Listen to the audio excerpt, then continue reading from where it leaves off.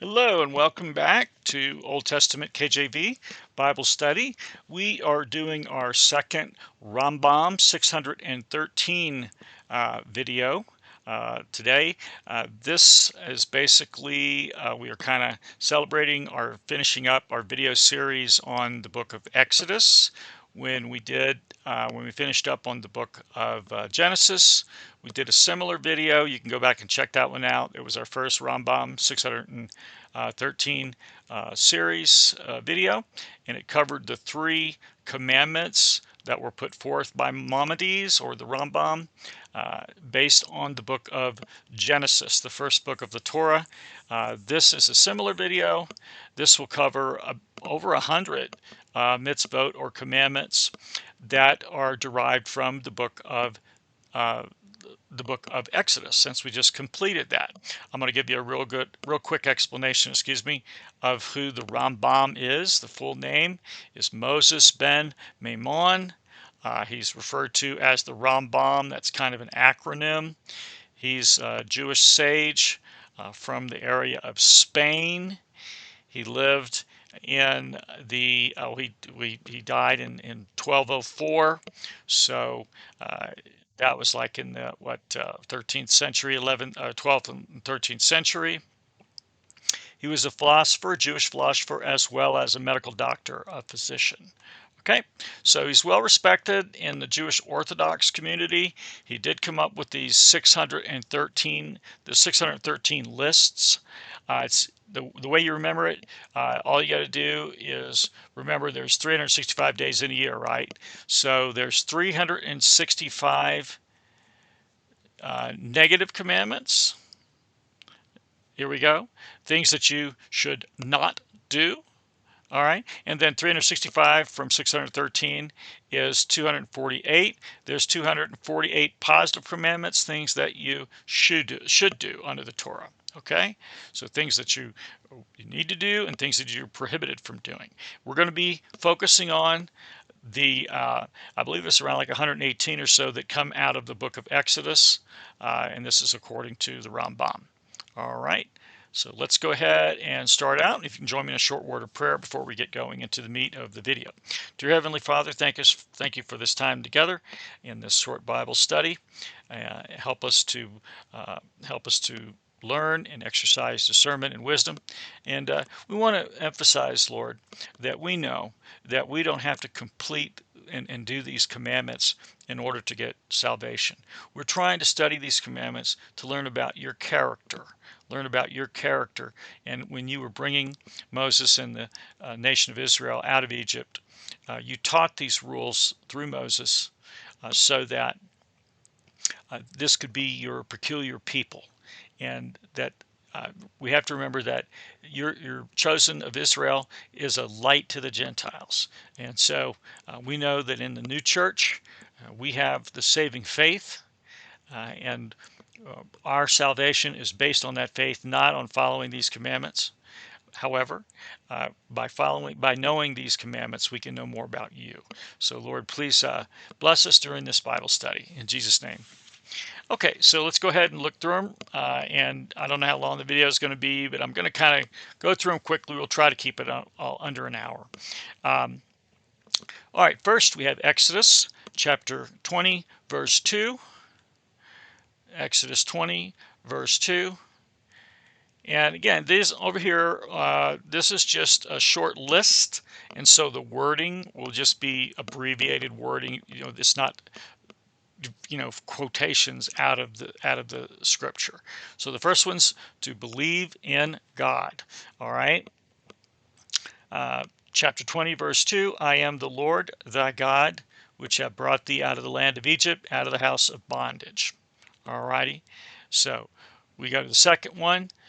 That's chapter 23, verse 25. To serve God. To serve God. 23, 25. And ye shall serve the Lord your God, and he shall bless thy bread and thy water, and I will take sickness away from the midst of thee. All right. Number 3, that was given in the book of Exodus to the nation of Israel.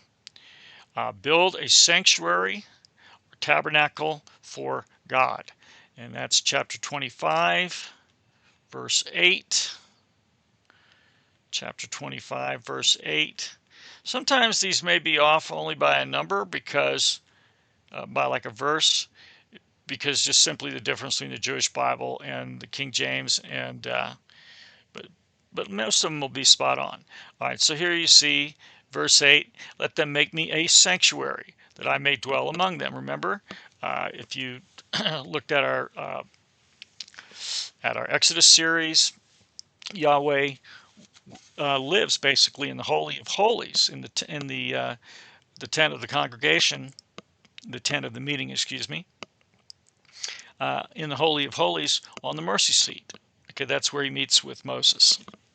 All right, the next rule out of the next commandment out of the book of Exodus is the Kohanim washing their hands and feet before entering the temple. These are the special priests that are from the line of Aaron. So if we go and look at this real quick, just to kind of show you what I mean, it won't say Kohanim. What it will say is it'll just say Aaron. Okay, for Aaron and his sons shall wash their hands and their feet. But Aaron and his sons, that's the line of the Kohanes, the Kohanim. All right, so that's something kind of to keep in mind if you're just looking at the Mosaic laws. All right, next one, chapter 27, verse 21 of Exodus, lighting the menorah by the Kohanim. Lighting the menorah by the Kohanim. Next one we have here, the menorah is the candlestick inside the holy place, right? Not the Holy of Holies, but the holy place inside the tent of meeting. All right. Also in the tent of meeting in the holy place is the table of the showbread. So 25:30 is to keep showbread before the ark. That is on that on the table on the table of showbread there in the holy place. And the reason it says before the ark, if we look here at 25:30 real quick, if we look at 25:30, it says, thou shalt set upon the table showbread before me always. Well, where did Yahweh live? Basically in the tabernacle. He lived in the Ark of the Covenant, or on the Ark of the Covenant, on the mercy seat, right? So when it says here showbread before the ark, if the showbread's on the table of showbread, it's going to be before the ark. All right, so next commandment that we have here as far as the positive commandments, burning incense on the golden altar twice a day, once in the morning, once in the evening. And that golden altar, you may recall, it is also in the holy place. You have three items in the holy place. You have the table of showbread on the north side, on the south side of that structure, in the holy place. You have the candlestick or the menorah, and then to the west, before the veil, as you go into the Holy of Holies, you have the golden altar, and that's supposed to be lit twice a day and burning incense on there. Okay, now, I think that's done by a Kohen. We can check to see if it says Aaron. Let's see, that was 30, chapter 7. Or excuse me, 30, chapter 30, verse 7. Yeah, Aaron shall burn thereon sweet incense every morning.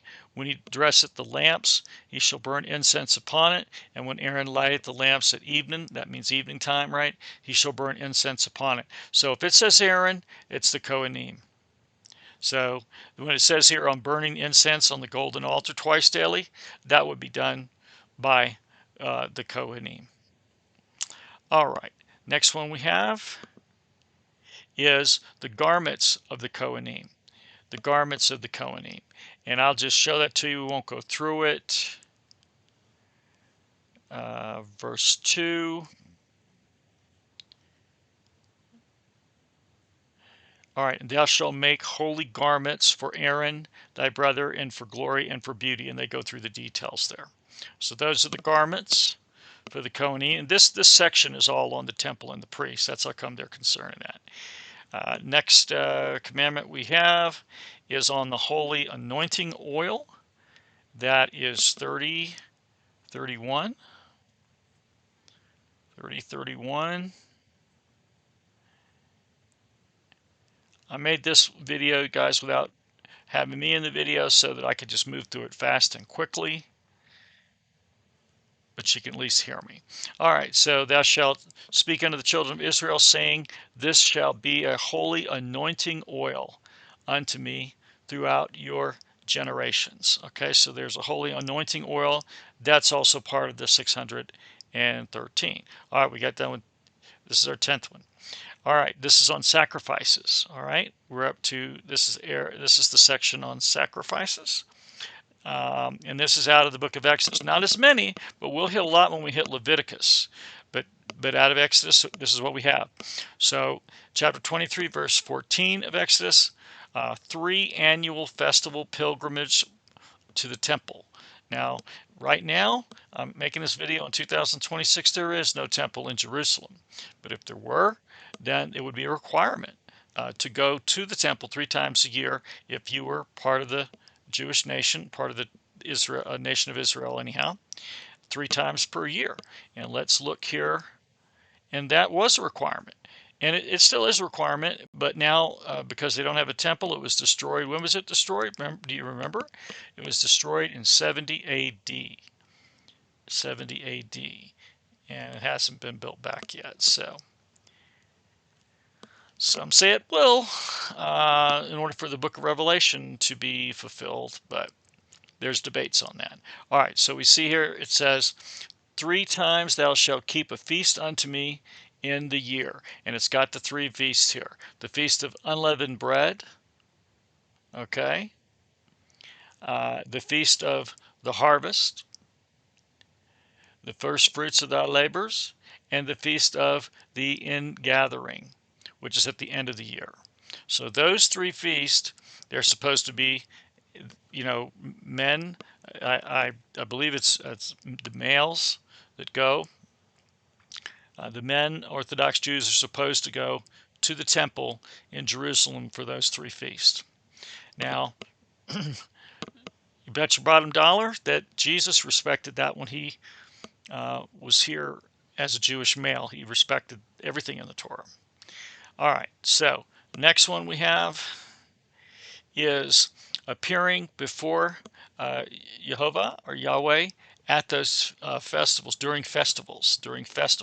There are a lot of festivals you recall in the New Testament.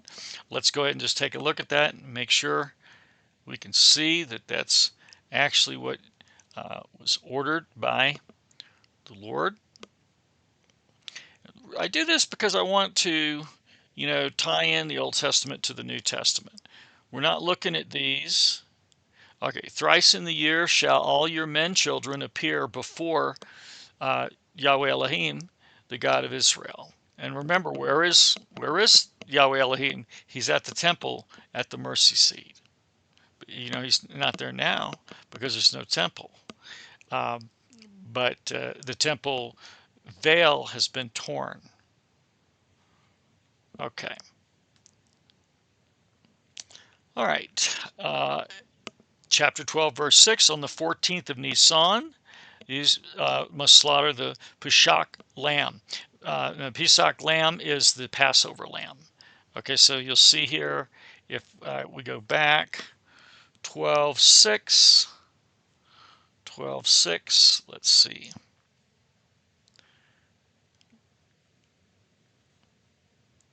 And you shall keep it up until the 14th day of the same month, and the whole assembly of the congregation Israel shall kill it in the evening. And when it says kill what, this is about the Passover lamb. Let's see. Yeah, your lamb shall be without blemish, a male of the first year. You shall take it in from the sheep or from the goats, and you shall keep it up. So you take it in. So remember this. So what you do is they take the lamb in and they keep it for 4 days to monitor it and make sure that it is not blemished. And then on the 14th, you slaughter the lamb, okay, or the goat. And this is for Passover, or if you want to say it or look at it, the Hebrew way is Pesach. Pesach. All right. The next one we have here is on eating the roasted Pesach lamb on the night of Nisan 15. Okay, so now the 14th of Nisan, remember Nisan's the first month on the Jewish calendar, on God's calendar. And so it's on the 15th day, the night of the 15th. When is the 15th night? Well, remember, the day starts at sundown in the Jewish tradition. So that would, if you're waiting till after sundown, then you would be on the 15th. You have the 15th night. And that's what we find in verse 8. And they shall eat the flesh in that night. Roast with fire, unleavened bread with bitter herbs, they shall eat it. Okay? All right. So that we understand it, this is part of the Passover ceremony. Okay. Exodus 13, sacrificing the firstborn of all clean, permitted, that is, cattle. All right. And you may or may not be aware of that. If you followed our Exodus series, we went through all of this. We read through it, but I'll go ahead and point this out real quick. All right, so sanctify unto me all the firstborn whatsoever openeth the womb among the children of Israel, both man and of beast. It is mine. Okay, so now this is the clean cattle. Now, for example, they probably wouldn't have a camel, but if they did have a camel, that would not be a clean animal. And so that wouldn't be a sacrifice to Yahweh. But a cow, it certainly would. A goat, it certainly would. A lamb, all right?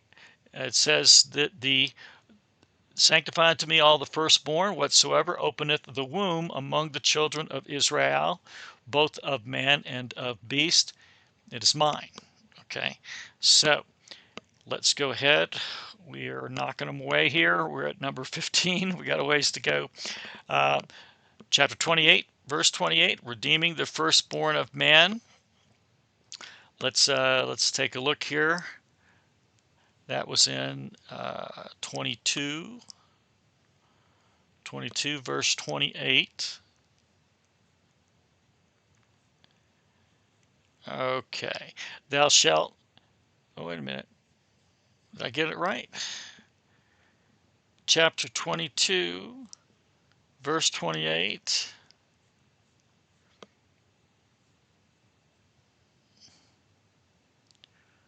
Okay. I don't know if we got, let's see. Redeeming the firstborn of man. Exodus 22, 28. You know, I wonder if that's a typo. I'm going to look. Redeeming firstborn male. Exodus. All right, let's see.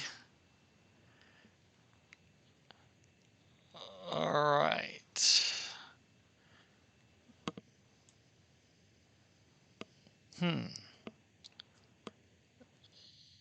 Okay. You know, I think that's also out of 13.2. I think that's a typo. I think that's a typo. I'm sorry about that. I don't think I don't think it would matter even if we were in the Jewish Bible here. I can take a look at chapter 22, but I don't think it would matter. Yeah, so that is a typo, this here. I think that is also in Again, I think this is just a PDF file of the Maimonides 613, so it's not, the original text that the Rambam wrote. So this is probably a misprint here, guys. I'm sorry. That should be also Exodus 13 too, because you notice it does say, uh, it says in Exodus 13:2, sanctify unto me all the firstborn, whatsoever openeth the womb among the children of Israel, both of man and of beast. So that this where it says 22:8, it should say 13:2. I'm sorry, that's a typo. All right, next one. Redeeming the firstling of an ass. Okay, and I think I hope there's not a typo on this one. This was 34:20. I did not go through all these and check them for typos beforehand. So I'm sorry if. All right, so we see here, but the firstling of an ass thou shalt redeem with a lamb. So you turn in a lamb for it. If thou redeem him not, if you don't give a lamb in exchange for the ass, then you shall break his neck. Okay, and he'll die and goes back to the Lord. All firstborn of thy sons thou shalt redeem.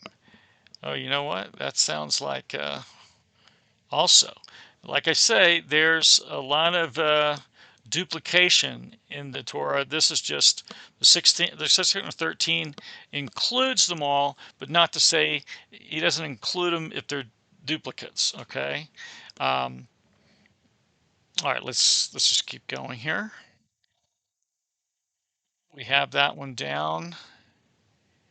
That's 13:13.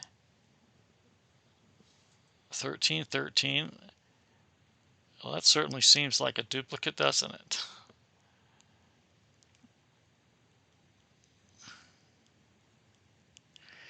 Every firstling of an ass thou shalt redeem with a lamb. If thou not redeem it, thou shalt break his neck.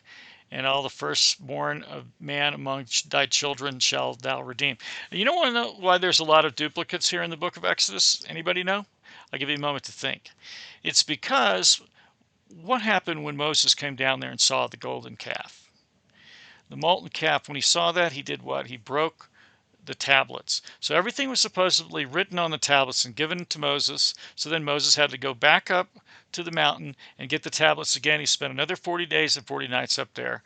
And so that was recorded in the Torah. So you see a lot of these rules, they seem to be recorded twice. All right, I'm just giving you a quick explanation on that. All right, next one. On Kohanim, those are the priests, right? Line of Aaron, eating meat of the sin and guilt offerings. Let's just take a look at that. That sounds a little bit, kind of hard to understand. I was going to say hard to swallow, but I didn't want to make a crazy pun. All right, so we have 29, and then we have 33. And the day you see Aaron and his sons, that's basically means Kohanim. They shall eat those things wherewith the atonement was made to consecrate and to sanctify them, but a stranger shall not eat thereof because they are holy. All right, so this is the meat from the sin and the guilt offerings. That's when it says here, eat those things wherewith the atonement was made. That's what the sin and the guilt offerings. Okay, that's what that means there. I'm having trouble with my pad. Okay. I don't know. There we go. Having trouble with my touchpad for a minute, guys. All right. The next one is, so that's all the ones out of, you see, so out of the priests and sacrifices, that's it. We don't have many out of there, but when we get to Leviticus, oh yeah, we'll have a lot in Numbers. All right, so the next one here is donations to the temple section. We have on separating and bringing first fruits to the sanctuary. That is Exodus 23:19. 23:19. The first fruits of thy land shall you bring into the house of the Lord thy God. Thou shalt not seethe a kid in his mother's milk. Okay, that's the second part of that verse.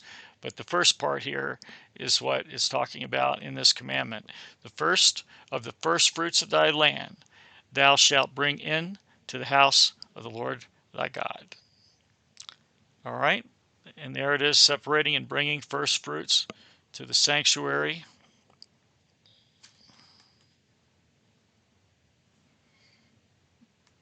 First fruits to the sanctuary. Okay, next one. We're cruising along all the way up to 20. All right, this is the sabbatical year rules out of Exodus 23:1 on ownerless produce of the sabbatical year. Let's see kind of what that means. That's out of 23, verse 11. But the seventh year, that means the sabbatical year, right? Thou shalt let it rest and lie still. What do we let rest? The land. In 6 years thou shalt sow thy land, and shalt gather in the fruits thereof. In the seventh year you shall let it, meaning the land, rest and lie still. All right? That is one of the one of the positive 613s. Next one is resting the land on the sabbatical year. It's listed again in 34:21. Remember, I just got finished mentioning sometimes these are duplicated. I'm not saying all the duplicates are going to get caught or are going to get put in, but this is a complete list that Maimonides made. That's why they use it. All right, so we see 6 days shall you work, but on the seventh day you shall rest. In earing time and in harvest thou shalt rest. What is earing time? Does anyone know? Okay, that's when I believe that's when you plant. You put things down and then you pull them up in the harvest, right? But it doesn't matter. On the seventh day, you rest. All right, next one. The Sanhedrin will sanctify the new moon and reckon years and seasons. That sounds a little unusual. What does that mean? Now that's back in Exodus 12. So we know it's before the Ten Commandments. Ten Commandments come when? Exodus 20. Oh, how did that get there?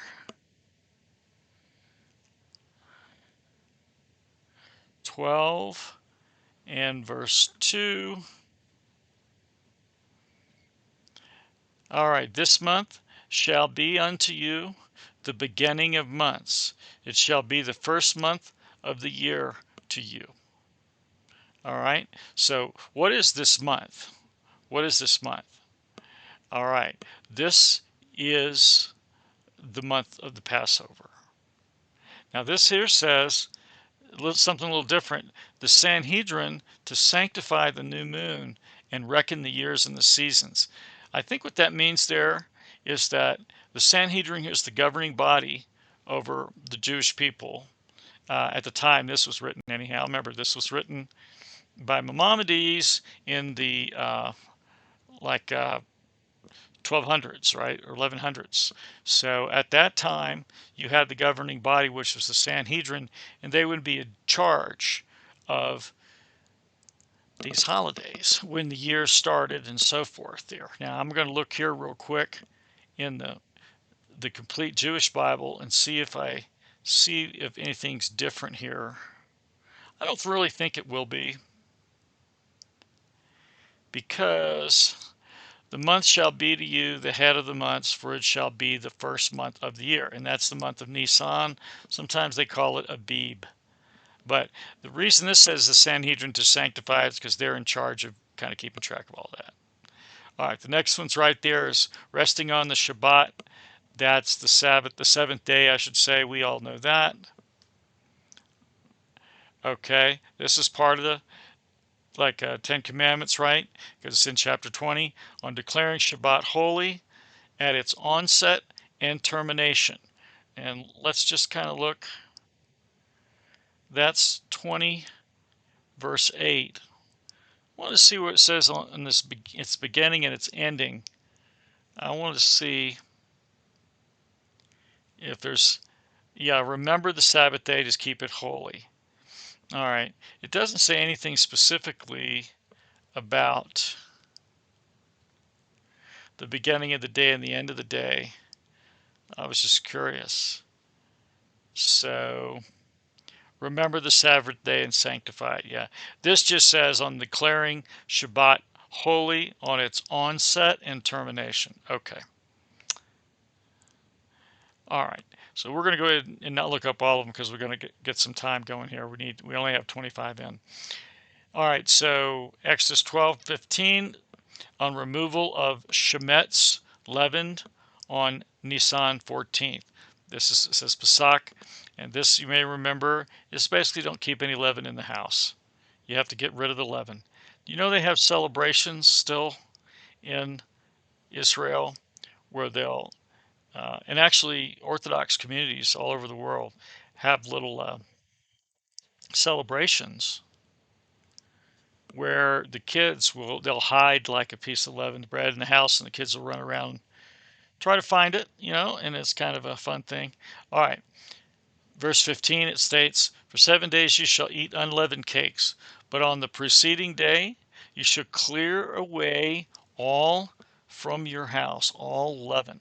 For whoever eats leaven from the first day until the 17th day, that soul shall be cut off from Israel." Okay?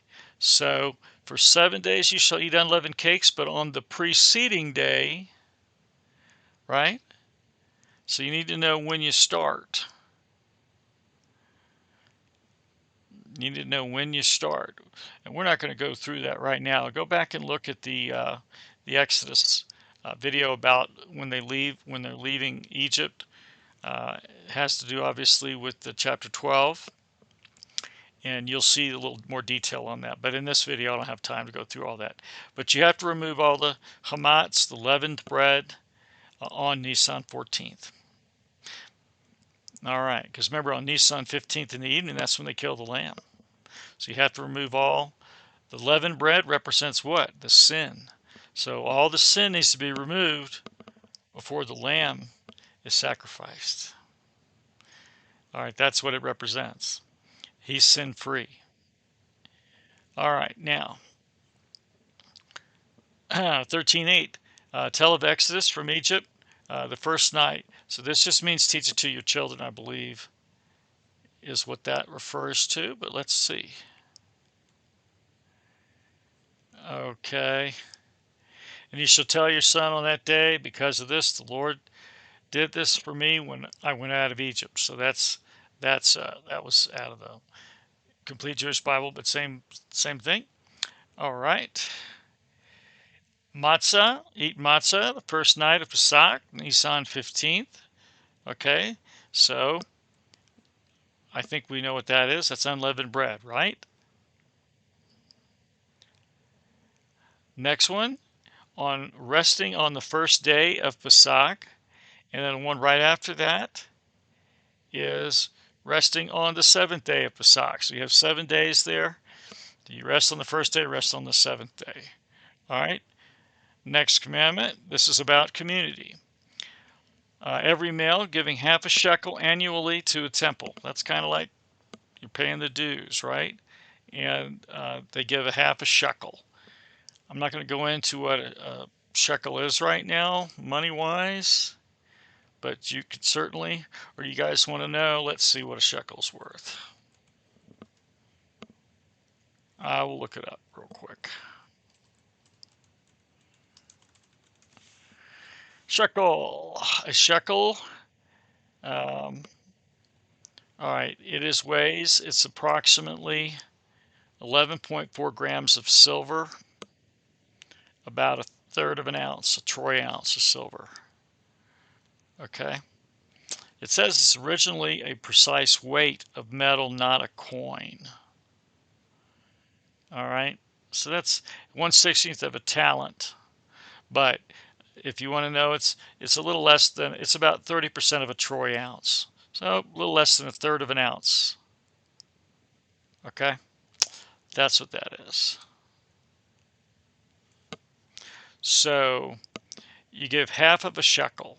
So if a shekel is about 30% of a troy ounce of silver, then half a shekel will be about 15% of a troy ounce of silver every year to the temple. All right. Um, Positive commandment 175 is from Exodus chapter 23, verse 2. In case of division, abiding by a majority decision. Let's see, what does that mean? Let's check that out. That is 23:2. That's kind of this video may go longer than I planned on, only because it's just we got to look them up, the ones that kind of are not very common sense. All right, if you buy a Hebrew servant, 6 years he will serve, and in the seventh he shall go free for nothing. All right. I don't know why it says, let me see here. Let me take a look. 23.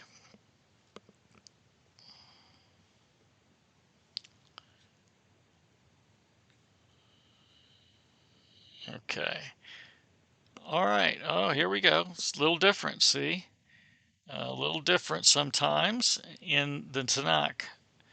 All right, so chapter 23:2, it says, "You shall not follow the majority for evil, and you shall not respond concerning a lawsuit to follow many to pervert justice." And we could look up in the Rashi on that. I'm surprised that's that different. Oh, you know what? I was in the wrong chapter. That's why.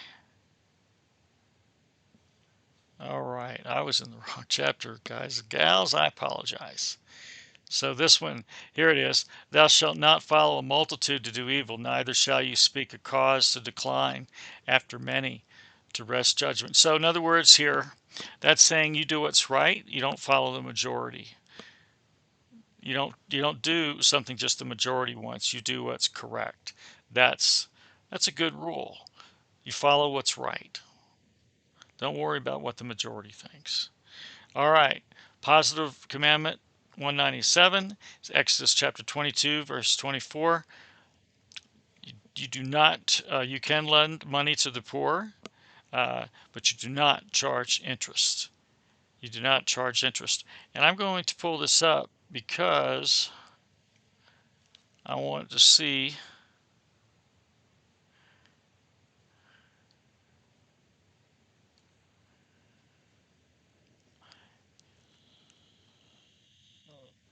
Let's see here. Okay, so this is in verse 25. See, this is what I mean by the verses sometimes a little different in the Jewish Bible, Jewish Tanakh, and King James, but this is the verse here that's actually on it. If you lend money to any of my people that is poor, thou shalt not be to him a usurer, meaning you don't charge any interest. Neither shall you lay upon him usury. Okay? All right, that's a good rule.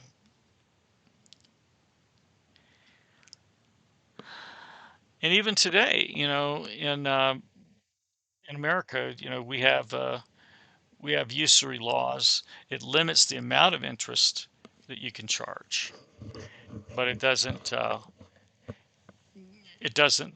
limit interest based on income. But they did in the Jewish communities, as we can see. All right, positive rule 202, which is Exodus chapter 23, verse 5. Helping to unload when necessary a tired animal, even if it's your enemies. Okay, so how would that be equivalent in today's world? That would be something like, if you see your enemy, if you see someone out there and their car is broken down on the side of the road, you stop. If thou see the ass of him that hateth you lying under his burden, and wouldst forbear to help him, thou shalt surely help with him.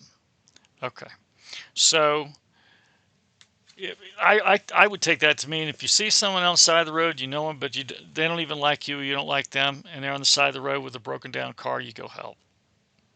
Even though it's different between an animal carrying a load and a car, hey, go help.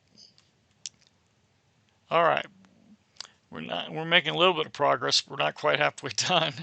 All right, so positive rule 210 under Exodus is honoring your parents. I would look that up, but we're not going to see anything.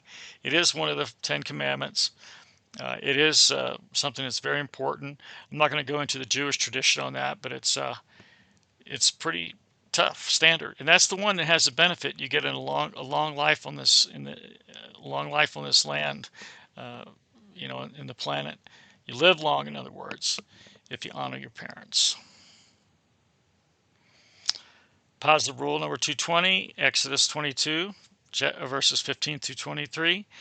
A seducer must be punished according to the law. Let's take a look at that because that sounds a little vague for us. 22:15. Yeah, I have to do fast maneuvering on this. That's how come I couldn't do the face video on this, guys. You can live without my face for one video, I'm sure. All right. I guess we're going to have to read this a little bit, and let's make sure we're in the right area. 22:15. If a man borrow, I got to make sure this is right. Yeah. If a man borrow anything from his neighbor, and it be hurt or die, the owner thereof being not with it, he shall surely make it good. But if the owner thereof be with it, he shall not make it good. If it be a hire thing, it came for his hire. All right, we're going to read this one in the Jewish Bible because, man, that's a little hard to understand in the Old English because we are in a hurry and we can't really. This one will be a little bit more modernized for us. 15 through 23, okay. If a man seduces a virgin, there we go. If a man seduces a virgin who is not betrothed and lies with her, okay, so he's going to copulate with a virgin and he's not engaged to her, he shall provide her with a marriage contract as a wife. If the father refuses to give her in marriage, then he shall weigh out money according to the dowry of the virgins. All right, there's that. And this goes on. It says all the way to 23. You shall not allow a sorceress to live. All right, so this must be, okay, whoever lies carnally with an animal shall surely be put to death. He who slaughters a sacrifice to the gods shall be destroyed, except to the Lord alone.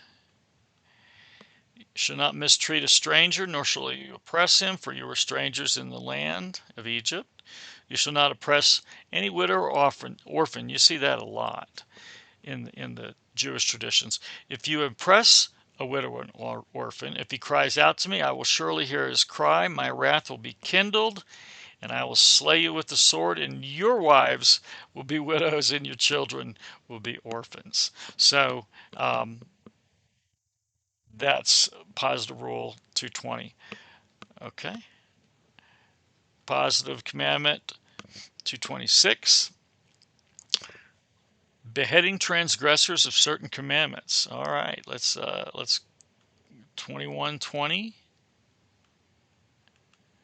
21:20. If a man smite his servant and his maid, smite his servant or his maid with a rod, and he dies, he will be surely punished. Okay, that's certainly understandable. On strangling transgressors of certain commandments. All right, so this is 21:16. And he that stealeth a man and selleth him, or if he be found in his hand, he shall surely be put to death. All right, so I'm going to look this up in the Complete Jewish Bible because it sounds a little different here, and we can quickly look it up. No problem. All right. Whosoever kidnaps a man and sells him, he is found in his possession, he'll be put to death. Okay, so this is strangling transgressors of certain commandments. That could be a typo. Is this 21? Yeah, it sure is. All right. Let's go to the next one.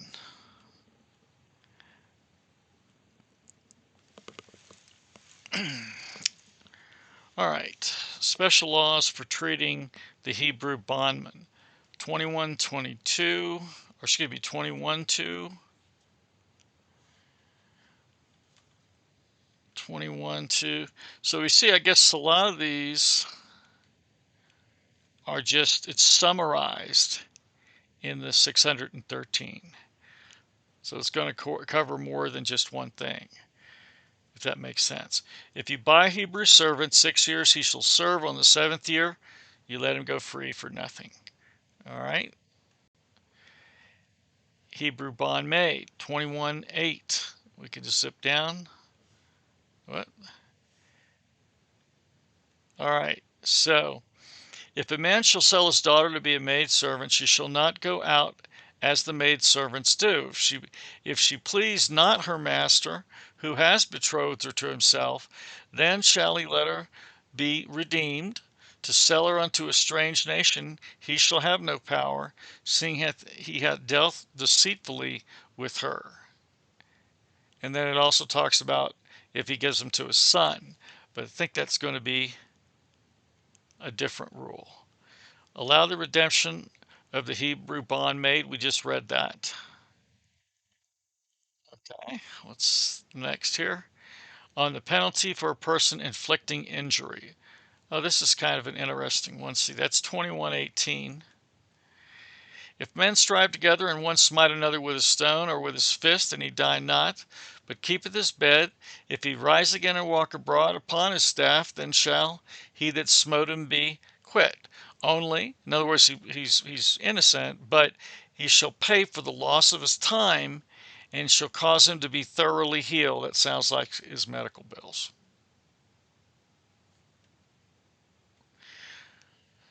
Laws of injuries caused by an animal, 21:28. So I think we're still here. Yeah. If an ox gore a man or a woman that they die, then the ox shall surely be stoned. If his flesh shall not be eaten, his flesh shall not be eaten. He will not be used for food. But if the owner of the ox shall be quit. In other words, relieved. But then we say this in 29. But if the ox were wont to push, in other words, if it's happened before in the past time, and he's been testified to his owner, in other words, his owner knows, and he has not kept him in other words, he's negligent by letting the ox roam, then he that killeth the man or woman, the ox shall be stoned, and the owner shall be put to death. That's tough, right? All right. We're moving along a little bit. 21:33. This is about the pit. All right. If a man shall open a pit, or if a man shall dig a pit and not cover it, and an ox or an ass falls therein, the owner of the pit shall make it good, and give money unto the owner of them. And the dead beast shall be his. In other words, he's bought the beast. All right. 21:37. Punishment of thieves. 21:37. We don't have a 21:37, do we? Well, that's why we got to have this. 21, and there's 37. If a man steals a bull or a lamb and slaughters it or sells it, he shall pay 5 cattle for the bull or 4 sheep for the lamb. So there's, I would say, quadruple damages for the lamb, But that's 5 times damages for the bull. I guess they're more valuable, right? Good for food and for work. All right. On the law of judgment for damages caused by a beast, 22:4. 22:4. Nope.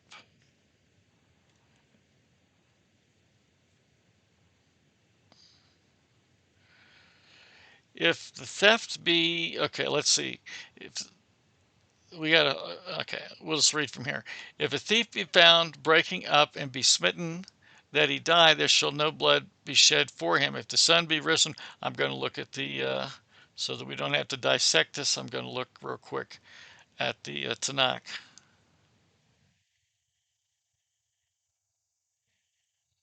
22:4.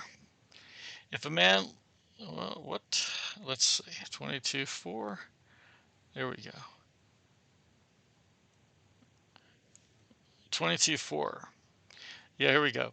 If a man leads his animal into a field or vineyard or lets his animal loose and it eats another's field, the best of his field or the best of his vineyard, he shall pay. Okay, so, you know, because people didn't have money all the time, so you pay, but you had a field or something, then you're going to pay with your field, but not just part of it. You're going to pay with the best of it. All right? So you can't let your animal go into another person's field or vineyard and eat, because if that's the case, well, it says here actually lets his animal loose and it eats another's field. All right? So if you have a field or vineyard and you let your animal loose to eat in another's field, then the best of your field or vineyard is going to have to pay for it. That sounds like a common sense way to look at it. All right, fire. If a fire goes forth and finds thorns, or a stack of grain, or standing grain, or the field be consumed, the one who ignited the fire shall surely pay. Sounds like it makes sense. Unpaid guardian, 22:6. We'll just stay on this for a minute. If a man gives his neighbor money or articles for safekeeping, all right, and it is stolen from the man's house, if the thief is found, he shall pay double. Okay?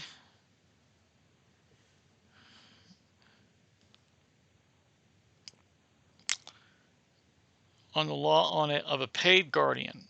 Okay, so that was an unpaid guardian. So someone was just holding on to something for you. But now, what if you've given them money? If a man gives his neighbor a donkey or bull or a lamb or animal for safekeeping, and it dies, breaks a limb, or is captured, and no one sees it, the oath of the Lord, meaning the one who, the oath of the Lord shall be between the two of them, provided that he did not lay his hand upon his neighbor's property, and its owner shall accept it, and he shall not pay. But if it's stolen from him, he shall pay its owner. Does that make sense, you guys? All right. If a man gives his neighbor a donkey, a bull, or a lamb, or any animal for safekeeping, yeah, that says a paid guardian here. Let's see. Oh, here it is. I think it's supposed to be 6. That's probably a misprint.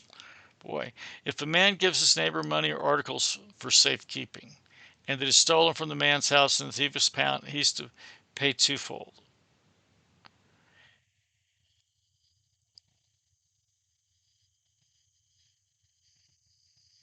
All right. Let's go to the next one. I guess the law of a borrower, 22:13. If a person borrows an animal from his neighbor and it breaks a limb or dies, if its owner is not with him, he shall surely pay. So a person borrows an animal from his neighbor and it breaks a limb or dies, if its owner is not with him, he shall surely pay. So I guess the person who borrowed the animal, and we can assume that's for work, right? I mean, he wouldn't be borrowing an animal for just to have the animal sit around during the day. It would be for some kind of labor. So he's using the animal for work, and something happens to the animal.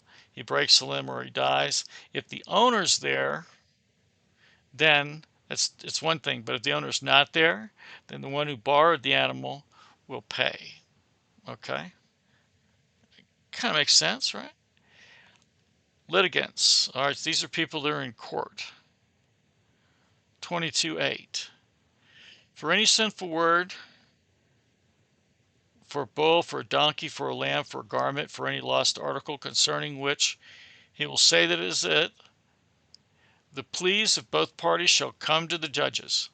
Whoever the judges declare guilty shall pay twofold to his neighbor.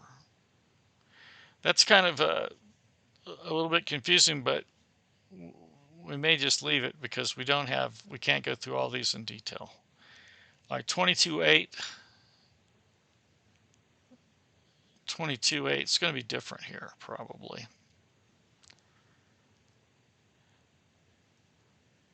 All right, I think this is that here. So it's 22:9 in the KJV.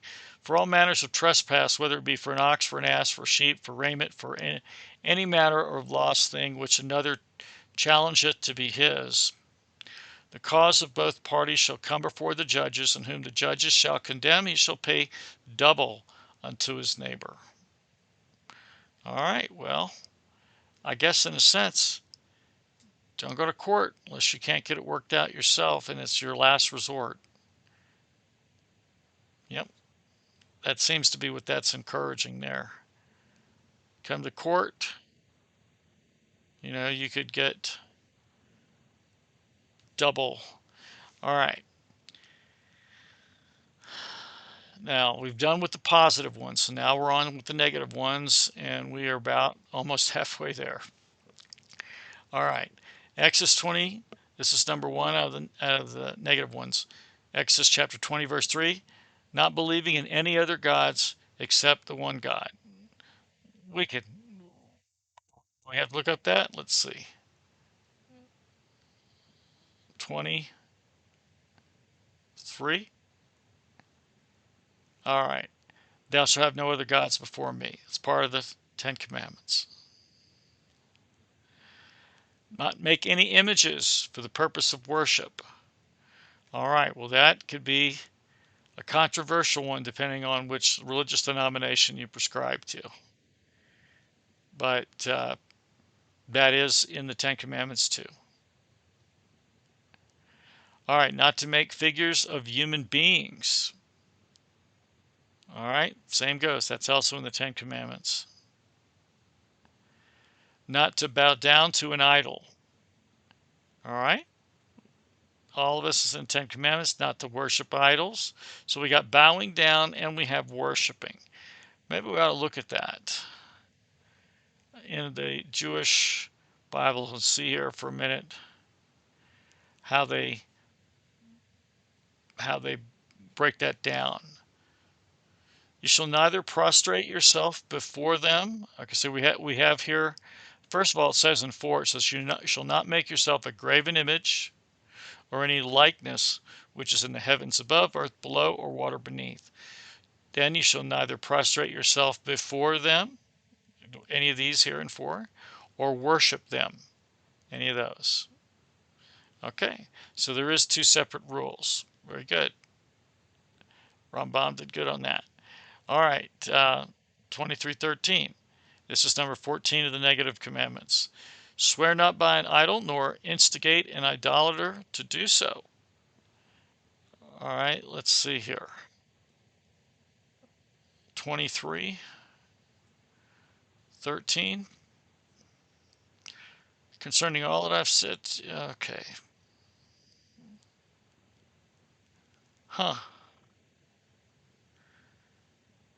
Concerning all that I've said to you, you shall beware.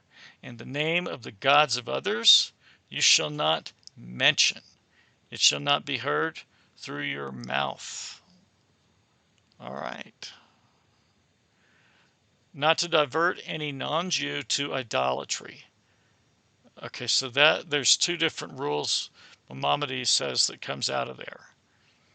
All right, so we have, you shall not mention the gods of others. It shall not be heard through your mouth. All right, I go along with that. Number 48 of the negative commandments, 23:32. 23:32.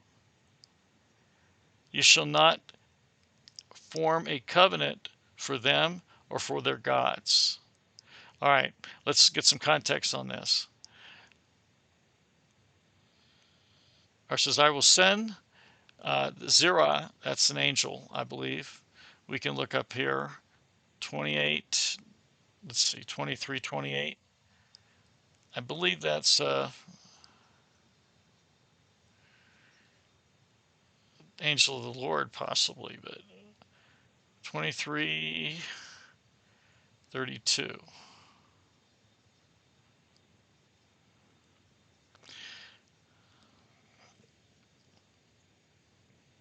No, let's see. 23:32. Am I in the right one? I am in 23.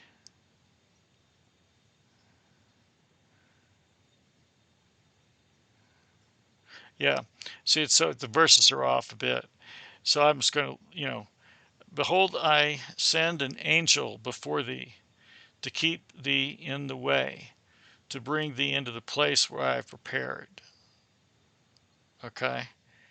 And then it says, for my angel shall go before thee and bring thee in unto the Amorites, Hittites, Perizzites, Canaanites, Hivites, and Jebusites, and I will cut them off.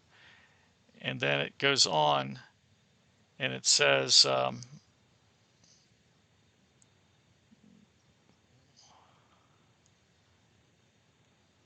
thou shalt not make a covenant with them, nor with their gods. That's what this refers to here. Excuse me, 23:32. All right, so any of these peoples here, you don't make. Now, what can we take away from that? Well, if God is taking care of something if he specifically tells us, I'm going to send an angel of the Lord ahead to deal with this, don't make an agreement with them. At least that's what he said with them. Don't get involved. Now, the reason that he didn't want to get the Jewish people involved with these Hivites, Canaanites, Hittites, and all these others was because they were, number one, they were pagans, and God was going to take them out. He was going to cut them off. And he didn't want them to become idolaters like those people.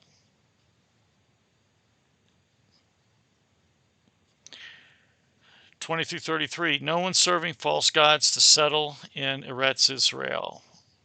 All right, I'm going to go ahead and look over here in this. 23:33. They shall not dwell in your land, lest they cause you to sin against me. These are the idolaters' tribes, these peoples here. Hittites, Perizzites, Canaanites, Hivites, Jebusites, the ones he's going to destroy. Don't let them come into your land.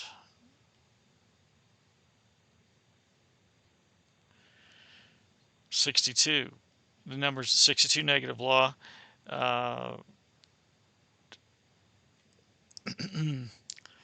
Chapter 20, verse 7, not taking the holy name in vain. I think we know about that.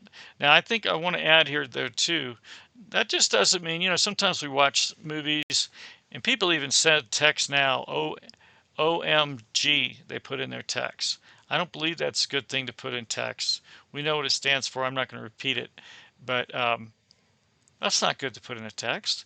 And then I was listening to a podcast earlier. It was a good podcast, but I had to turn it off because the host of the podcast started saying Jesus' name, just saying it as like a slang word, you know.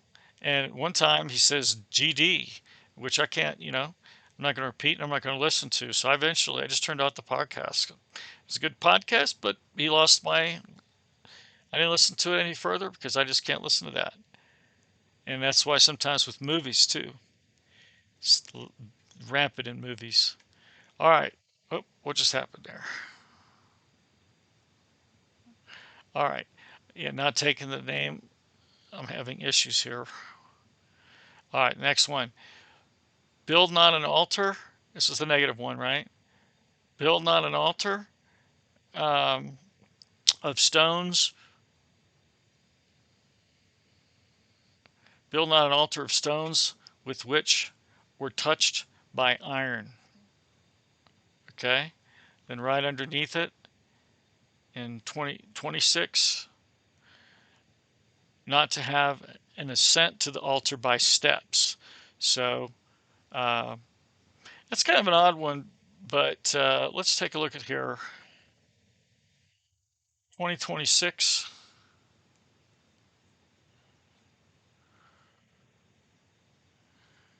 2026. Huh,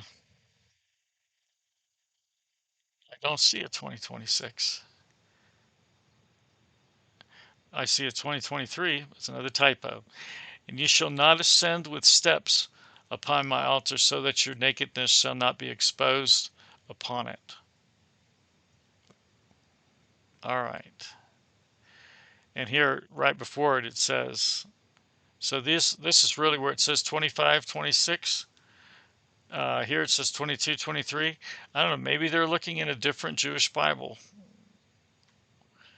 Let's say, out of curiosity, what is it going to show here? I don't want to waste a lot of time on this one, but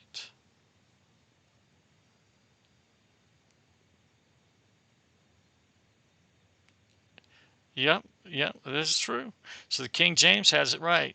And thou will make me, and if thou will make me an altar of stone, thou shalt not build it of used stone. If you take a tool upon it, you've polluted it. And then the next one says, neither shall you go up by steps unto my altar, that thy nakedness be not discovered thereon. Okay? So in other words, don't go up in the air when you have steps up to the altar, that's where people, I guess, could see uh, the nakedness, see your nakedness. If that makes sense. Which has a modesty element built into it, which we don't respect today. All right, number 82, negative 82. Exodus 30, verse 9. Offer nothing but specified incense on the golden altar. All right, so we're going to have to 30.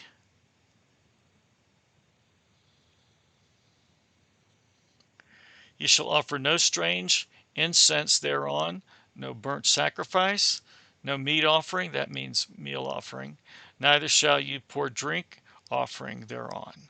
All right, so this is, let's see. Okay. We talked earlier about the Aaron shall burn thereon sweet incense every morning when he dresseth the lamps, and he shall burn incense upon it.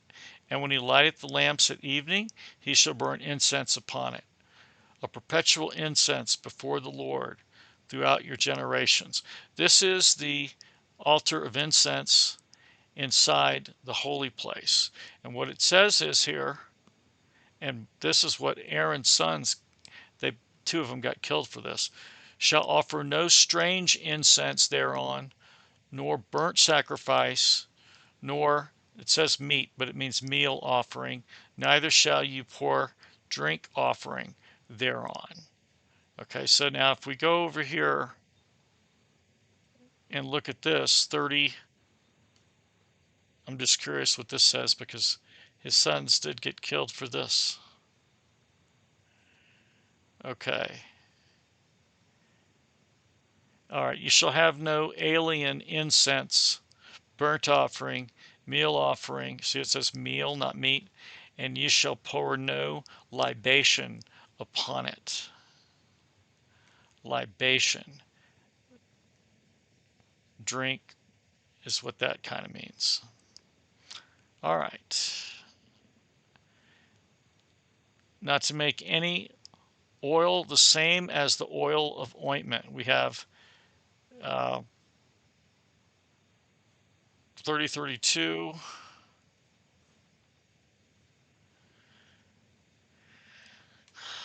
Okay. Is this 30? Yep.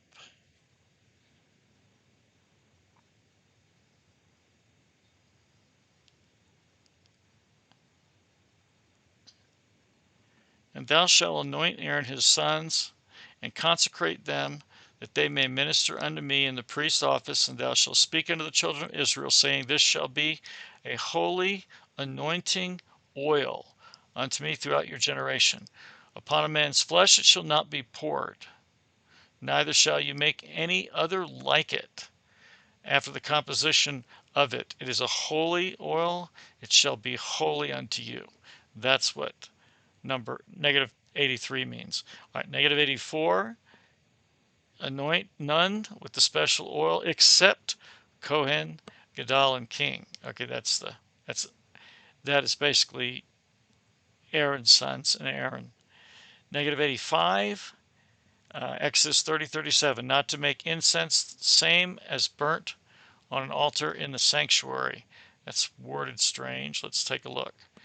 And as for the perfume which ye shall make, ye shall not make to yourselves according to the composition thereof. It shall be unto thee holy for the Lord. Okay, it starts here in 35.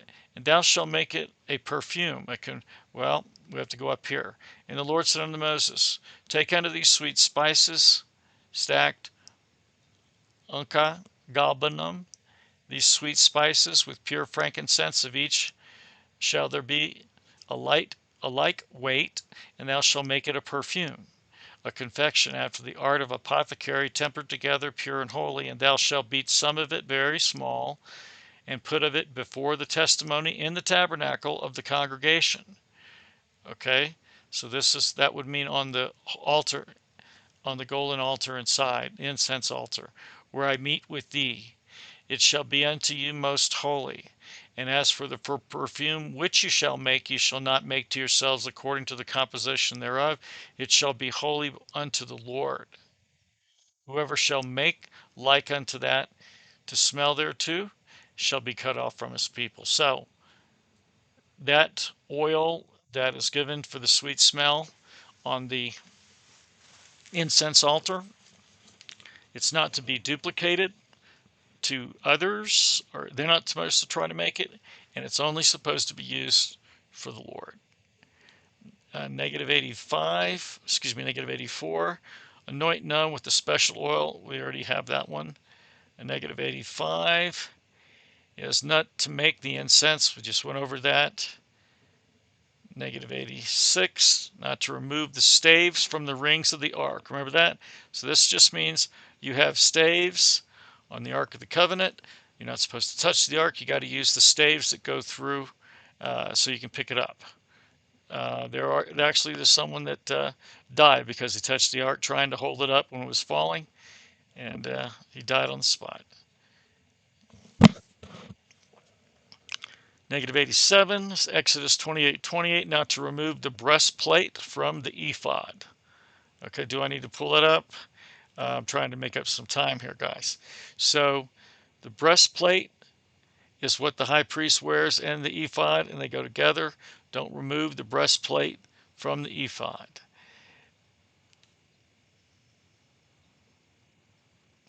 Okay, negative 88, not to make any incision in Kohen's upper garment.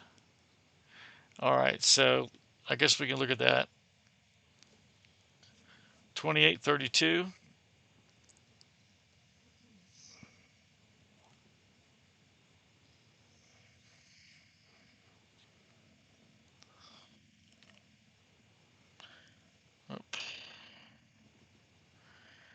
There shall be a hole on the top of it. That's in the top of the tunic that he wears, In the midst thereof it shall be have a binding of woven work, round about the whole of it, as it were the whole of a habergeon, that it not be rent. Okay.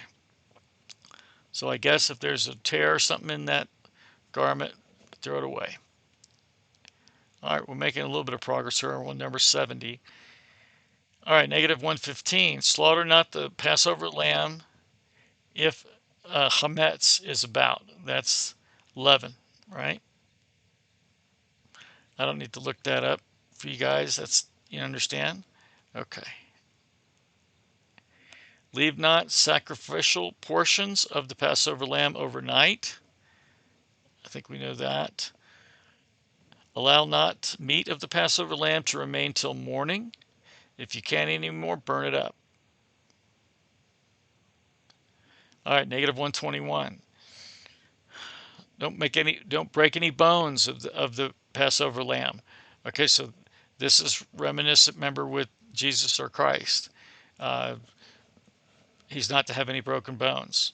And he was taken down. He had dislocations of his bones probably, but he didn't have any broken bones. Before the Roman soldiers could break his knees, they determined that he had already died, and then they stabbed him in the side to verify, but he had no broken bones. Not to remove the lamb offering from where it is eaten. All right, yeah, you don't take it out you don't take it outside to eat any of it. You don't take any of it over to your friend's house. We can look at this, but I think that's what it's saying.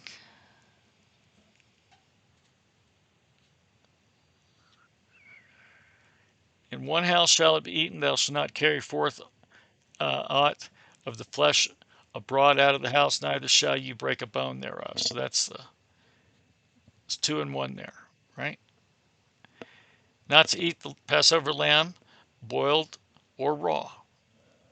Okay? You got to roast it. Not to allow an alien resident to eat the Passover lamb. Now, this has, pardon the pun, Jewish flavor to it. But if they're circumcised in the house, they may be able to, or in the house, but an alien resident, they can't share in the Passover meal. Remember, these are rules for the Jewish people to celebrate their Passover. But now the meaning of that rule, can we say that? We could say that if you do not have the saving faith in Jesus, that you can't participate in His saving grace.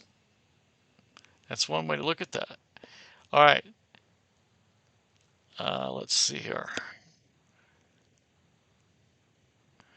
An uncircumcised person may not eat the Passover. All right. So if there was a Roman in the house there of the Jew, they wouldn't be able to eat it. Not to allow an apostate to eat the Passover offering. What is that? Someone who's left the faith of Judaism. A Cohen not to eat first fruits outside of the temple courts. I'm kind of going along faster, guys. I hope I'm not messing it up for you, but I'm trying to move it along here. A priest not to eat first fruits outside the temple courts. If he's going to eat first fruits, it's got to be inside the temple court. And I can't pull up a diagram right now for time's sake, but I would. Remember, there's the outside court, and then there's the tabernacle, or the tent of meeting. That outside court, it's all like the perimeter. A Cohen can only eat the first fruits inside those courts, inside that area.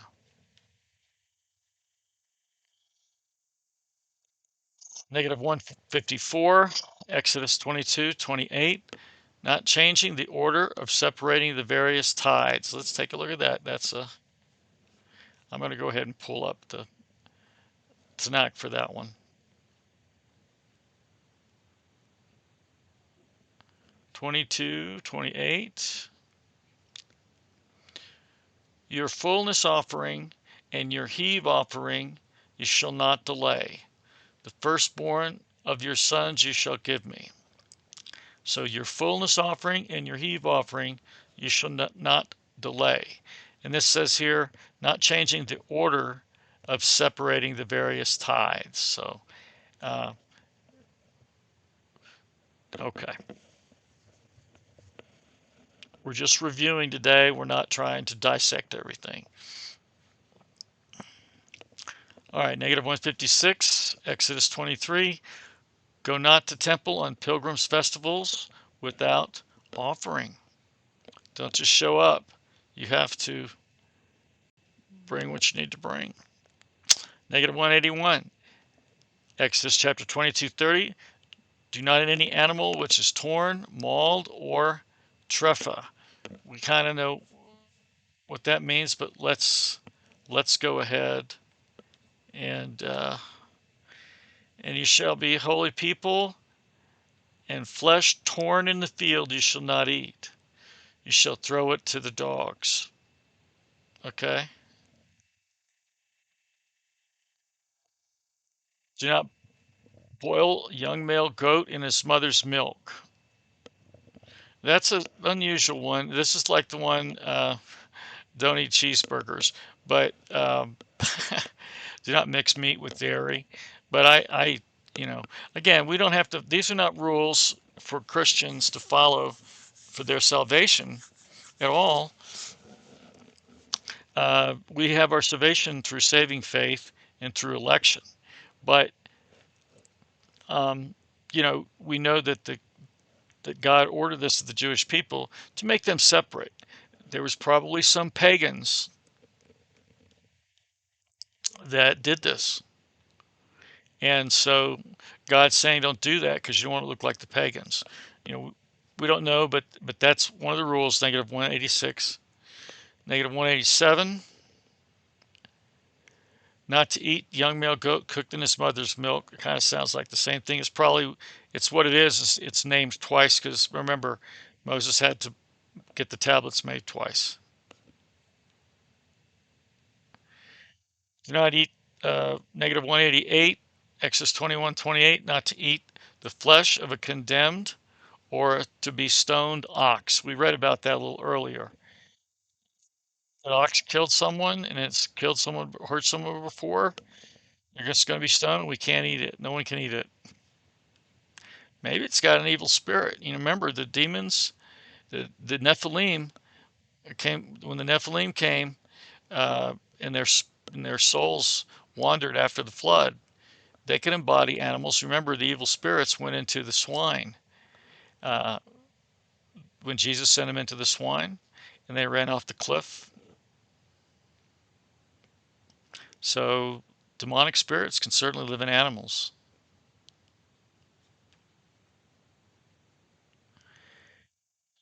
All right, negative 197, Exodus 13, not to eat chametz, leavened bread. Okay, that's on the Passover. All right.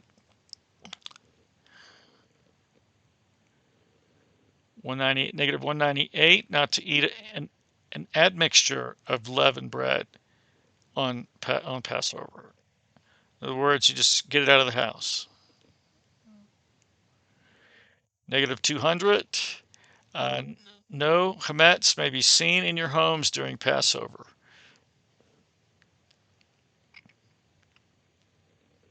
Right?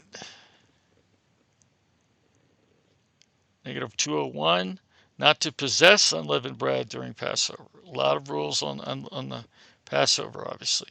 Okay, now we got more of another community-oriented rule here. Negative 234,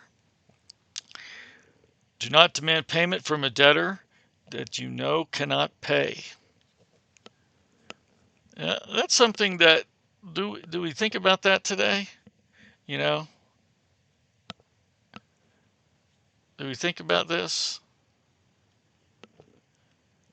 Because this is something that I think is a good moral.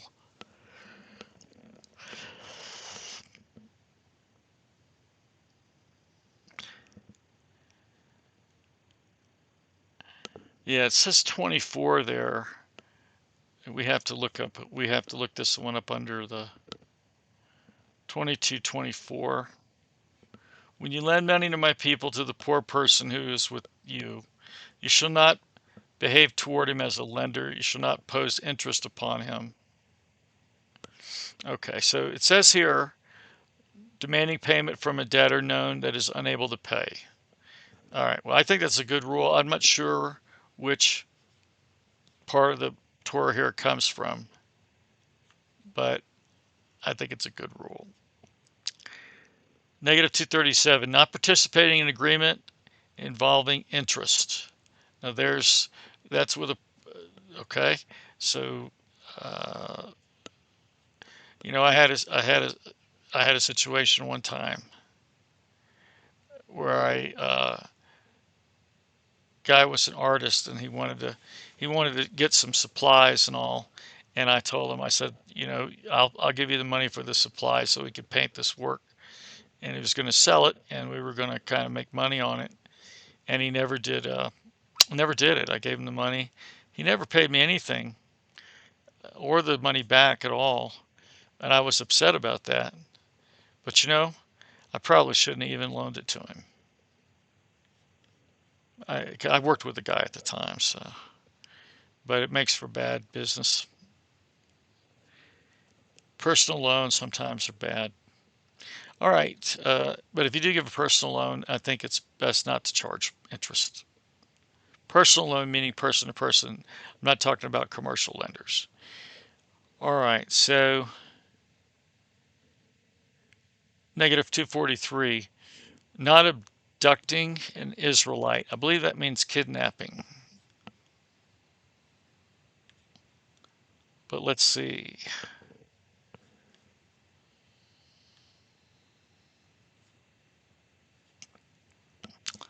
Well, on here it says thou shalt not kill. I'm going to have to look it up in here. 2013. Now you see where I have this up now because the verses are sometimes off. You shall not murder, you shall not commit adultery, you shall not steal, you shall not bear false witness against your neighbor. I believe this steal here, the old Jewish sages sometimes will say that means stealing a person, because you can't kill them, you can't, have relations with their wife, you can't even covet their wife, and you can't steal them. It says here just steal, but not abducting an Israelite. And of course, it talks over here, coveting your neighbor's house, coveting your neighbor's wife, their manservant, maidservant, donkey, ox, whatever belongs to your neighbor. All right, abducting, not sure what. And again, these are not Maimonides' words. It's someone's derivation of his words. Okay, negative 252, not harming the stranger among you verbally. Okay, this is 22:20. This is another one I think is a good, you shouldn't insult someone and hurt their feelings. You shall not mistreat a stranger, nor shall you oppress him, for you were strangers in the land of Egypt. Okay? It's a good rule. Not entering the stranger among you in business or trade. And that's the same. Those are derivations of rules from this rule. Okay, so that's what they are. Not afflicting orphans and widows. Afflicting means troubling, creating any problems for them. Or you could be made the deceased for the widow or the deceased for the orphan. All right. Not selling a Hebrew maidservant. If you marry her, we have to read this one because it's a little bit this is something not really natural in our culture, so modern culture. Let's see here. If a man sells his daughter as a maidservant, she shall not go free as the slaves go free. If she is displeasing to her master, who did not designate her for himself, then he shall enable her to be redeemed. He shall not rule over her to sell her to another person when he betrays her. And okay, so that's 21:8. Negative 262, 21:10. You have to, okay, this goes on here. If he takes another wife for himself, he shall not diminish her sustenance, clothing, or material relations. So taking another spouse doesn't relieve you from your duty if you married your maidservant. You can't just say, well, time for me to switch. Can't say that.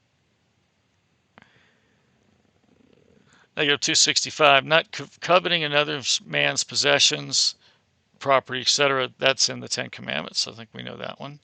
And coveting means, we looked at that when we were going through on the Exodus series. That means lusting after, wanting in your heart, desiring. You shouldn't even desire. Okay. Negative 270, refuse not to help a man or animal collapsing with a burden. We read that a little bit earlier, but even if they don't like you, they hate you.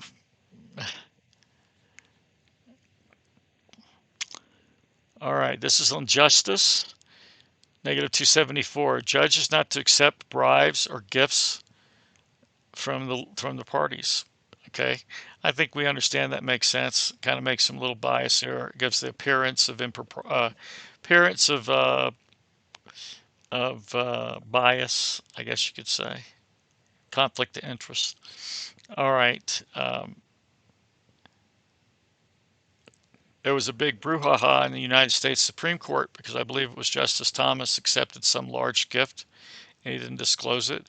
And many said, well, he shouldn't have accepted the gift anyhow. But there's, I think, a special exclusion for the U.S. Supreme Court. So a lot of people are still upset about that. And I kind of have feelings about it myself. But that seems to be against the spirit of this rule here that we just talked about. Negative 278, judges not to discriminate against the wicked. So if he's got someone that's good or bad in front of him, he has to be fair. Not just say, well, they're wicked, they need to get what's coming to them. No, you judge it based off of the truth. And that's Exodus 23. We could look at that if you want. Look at the wording. 23:6. Should not pervert the judgment of your poor man in his lawsuit. That's not really the one we were talking about. I guess we ought to look here. Let's see, 23:6.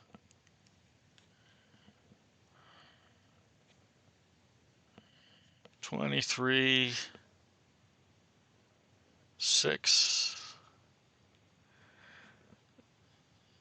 Well, yeah. Keep thee far from a false matter, and the innocent and righteous slay thou not, for I will not justify the wicked.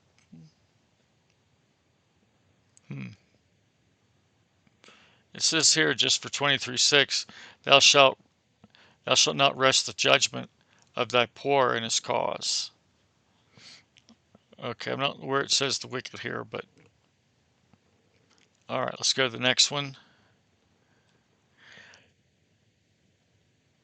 Negative 281, Exodus 23:1, judge not to hear one litigant in absence of the other. That's a good rule. Thou shalt not raise a false report, but not thine hand with the wicked to be an unrighteous witness. This sounds like a rule that is an inference from this. It's not the exact rule. Let's see if, since we got, you should not accept a false report, do not place your hand with the wicked person to be a false witness. Yeah, this is like that you infer from it. Judge not to hear one litigant in the absence of the other. I guess that you will not get the false report, but that's not really what the scripture says. All right, negative 282. Again, these are just Maimonides 613 that we're going over. We're not saying there's scripture. There's certainly not. It's more like commentary. And there are some that criticize Maimonides, saying that this causes someone just to study the 613 and not the scripture, and I think there's some truth to that. But we're just looking over them because we completed Exodus. Negative 282, it says, court may not convict a majority of one by a majority of one in a capital case. You got to have at least 2 or 3, right? Negative 283, judge accept not a colleague's opinion. Let's take a look and see what this says. Since it's okay, yes, it's like this rule: thou shalt not follow a multitude to do evil. Neither shall you speak in a cause to decline after many to rest judgment. Again, this doesn't say that there. I'm not going to look at the complete Jewish Bible. It looks like one of those that you infer. He inferred it, Maimonides. All right, so 2016, not bearing false witness, that's part of the Ten Commandments. Judges not to receive a wicked man's testimony. That's a little different. And again, it says false report. That's what the base of it is. I don't know about that.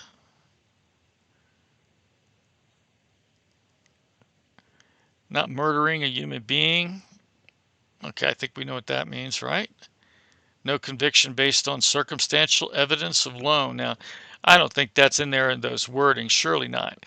But it says, keep thee far from a false matter, and the innocent and the righteous slay thou not. Okay, so keep thee far from a false matter. That's what this is, kind of like an inference. And so a lot of Maimonides' rules here, especially it looks like the ones in the moral and justice part, are inferences, not the actual scripture. Not to say that's bad. It's just that, you know. All right, negative 310. We're getting there, guys and gals. Not permitting a witch or sorcerer to live. We've read that. The only thing there is that we want to know what a witch or sorcerer is. And in our modern culture, we can't kill a witch or sorcerer. And let's ask this question, what would Jesus do? Or what would he have us do?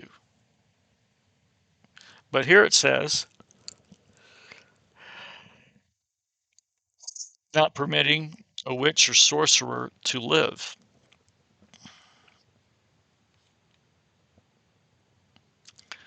Do not curse a judge. Do not curse a ruler. Now, you see those are on the same. Okay, now, I had this conversation with a Jewish friend of mine, what curse means. And it's really not clear. Even Rashi, the commentator in the Tanakh, although he's so well respected, doesn't really spell out very clearly what a curse is. Is it a formal curse? All right, negative 318. Do not curse your parents. All right, 319. Do not strike your parents. That's 21:15 of Exodus. Negative 320. Do not work on the Shabbat. We know that that one ought to be drilled in us by now. Negative 321. Not to walk beyond permitted limits on the Shabbat. Let's look at that real fast. See what it says in the King James.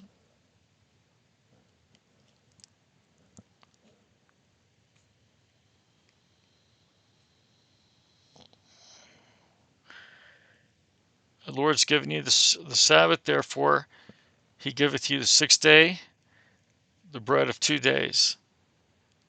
Okay, so this is when they're eating the manna, and he's saying that, do not go out and even try to collect it on the Sabbath. So there's no really reason for them to even go on hardly out of their tents on the Sabbath. But certainly do not go out trying to collect the manna.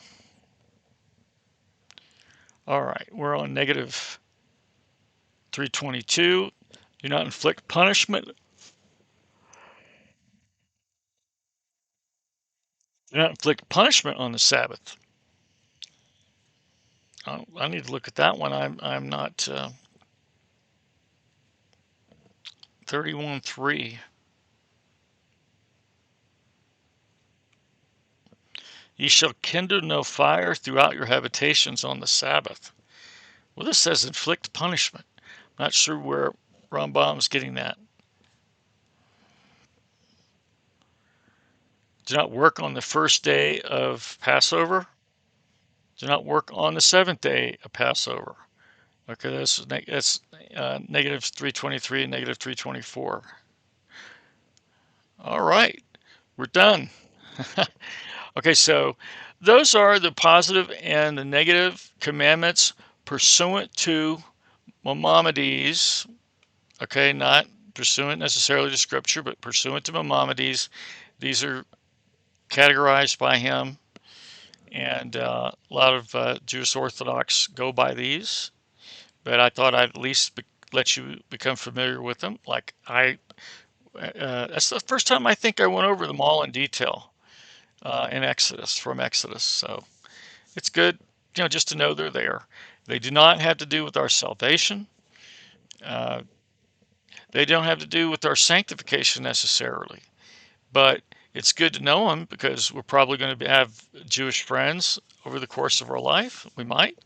And, they might adhere to these.